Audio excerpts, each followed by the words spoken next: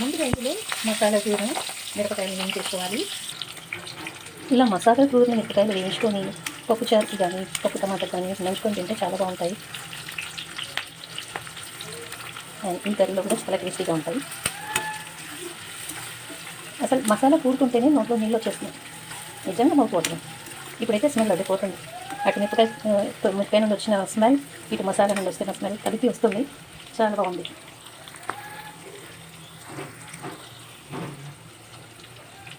అయితే ఇక్కడ వీటిని ఎక్కువగా వేయించుకోవద్దు, ఎక్కువగా కలుపుకోవద్దు. నేను కాస్త ఎక్కువగానే కలిపాను. ఎక్కువగా కలిపితే మసాలా బయటకు వచ్చేస్తుంది. ఇక్కడ ఈ మిరపకాయల ప్లేస్లో మనం మిర్చి బజ్జీకి వాడతాం కదా, దొబ్బ మిర్చి, అవి అయితే ఇంకా చాలా టేస్టీగా ఉంటాయి. కారం కూడా ఉండవు, ఇవి కూడా కారం ఉండవు. ఈ స్టేజ్లో మనం వీటిని తీసేసుకుందాము.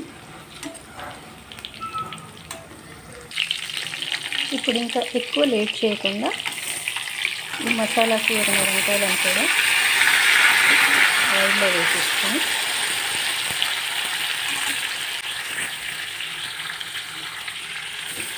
అయిపోయింది.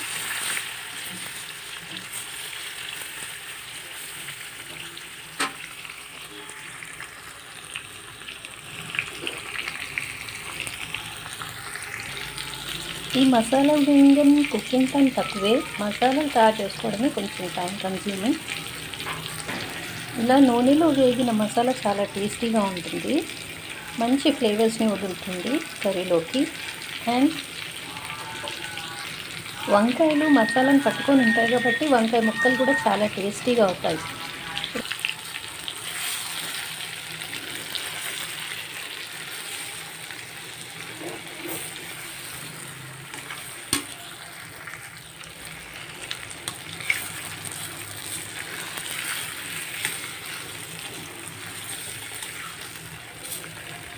కూరగాయలకే రారాజు వంకాయ.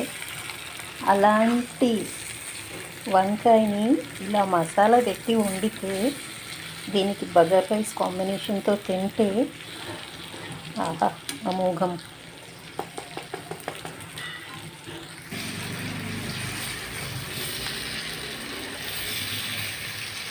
అయితే ఈ మసాలా వంకాయ కర్రీని రకరకాలుగా వండుతూ ఉంటారు. జస్ట్ దీన్ని నూనెలో ఇలాగే ఫ్రై చేసేసి ఇలాగే మగ్గించేసి కొత్తిమీర చల్లేసి దించేస్తారు. ఆయిల్ అలాగే ఉంటుంది. అండ్ ఫ్రై టైప్ కొంచెం కలుపుకుంటే ఎక్కువ అన్నానికి వచ్చేసి చాలా టేస్టీగా ఉంటుంది. ఇంకొక వెరైటీ ఏంటంటే, ఇప్పుడు ఈ మసాలాలకి కొంచెం వాటర్ యాడ్ చేసి గ్రేవీ లాగా చేస్తారు, అది కూడా బాగుంటుంది. నేను ఈరోజు గ్రేవీ లాగా చేస్తున్నాను, ఎందుకంటే బగారా రైస్ కాంబినేషన్తో ఈ మసాలా వంకాయ తినబోతున్నాం కాబట్టి. బగారా రైస్ ఉంటే కొంచెం గ్రేవీ టైప్ ఉంటే చాలా బాగుంటుంది, డ్రైగా కాకుండా. అదే వైట్ రైస్లో అయితే ఇలాగే ఫ్రై చేసేసుకొని తినేసేయచ్చు. కొంతమంది ఇందులో ఉల్లిపాయ వేయించి గ్రైండ్ చేసి ఉల్లిపాయ పేస్ట్ కూడా వేస్తుంటారు. ఉల్లిపాయ పేస్ట్ అయినా వేసుకోవచ్చు, ఉల్లిపాయ ముక్కలైనా వేసుకోవచ్చు. అయితే ముక్కలు నూనెలో వేయించుకొని అల్లం వెల్లుల్లి వేసి పసుపు వేసి ఇలా చేసుకోవాలన్నమాట. అయితే నేను మసాలా గ్రైండ్ చేసినప్పుడే అందులోనే అల్లం వెల్లుల్లి ఇంకా పసుపు వేసాను, సో ఇందులో విడిగా వేయలేదు. అండ్ ఇప్పుడు ఇలా కొంచెం మగ్గాక మిగిలిన మసాలాని కూడా ఇందులో వేసేసుకొని మిక్స్ చేసేసుకోవాలి. మొత్తం మసాలా వేసుకుంటే వంకాయలు ఉడకవన్నమాట, అందుకని కాసేపు ఉడికించుకున్నాక మిగిలిన మసాలా అంతా వేసేసుకొని కొద్దిసేపు మగ్గించుకున్నాక అప్పుడు నేను దీంట్లో కాస్త వాటర్ యాడ్ చేసి గ్రేవీ చేసేస్తాను. ఇప్పుడు ఇలా కాసేపు మూత పెట్టేసి మగ్గించాలి.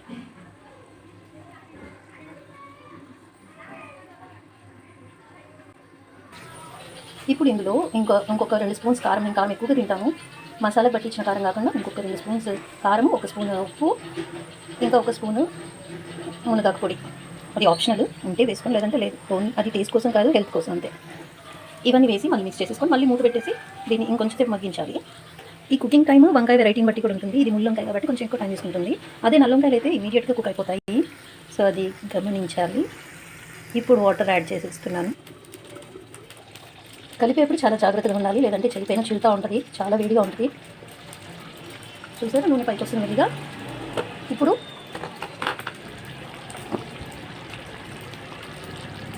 పచ్చిమిరపకాయలు పచ్చివి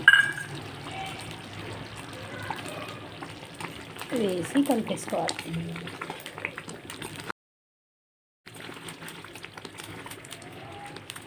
వంకాయలు మసాలా ఆల్మోస్ట్ ఉడికిపోయాయి. కొంచెం ఒక 2 నిమిషాలు ఆగి కొత్తిమీర చల్లి ఆఫ్ చేస్తాను.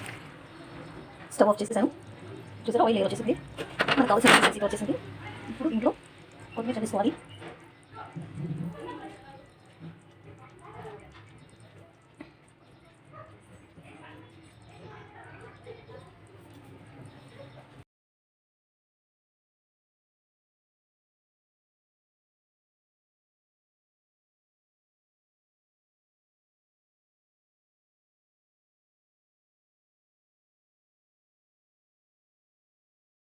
మసాలా కూరుకొని వేయించి పెట్టుకున్న మిరపకాయలు ఉన్నాయిగా, వీటిని ఇందులో వేసేస్తాం. అయితే వీటిని ఇందులో వేసి కూడా తినొచ్చు, లేదంటే కొంచెం దానిపైన ఉప్పు చల్లుకొని విడిగా కూడా తినొచ్చు. బట్ ఇందులో వేస్తే మసాలాలో ఉన్న పులుపు ఉప్పు కారాలన్నీ ఇంకా మంచిగా దీనిలోకి వెళ్ళిపోయి ఒక డిఫరెంట్ టేస్ట్ ఇస్తుంది. అంటే వంకాయ ముక్కతో పాటు మిరపకాయ ముక్కలు కూడా హాయిగా తినేసేయచ్చు అనమాట. చాలా బాగుంటాయి, ట్రై చేయండి సరే. ఇది మన మసాలా మిర్చి baingan curry. Okay, thank you for watching.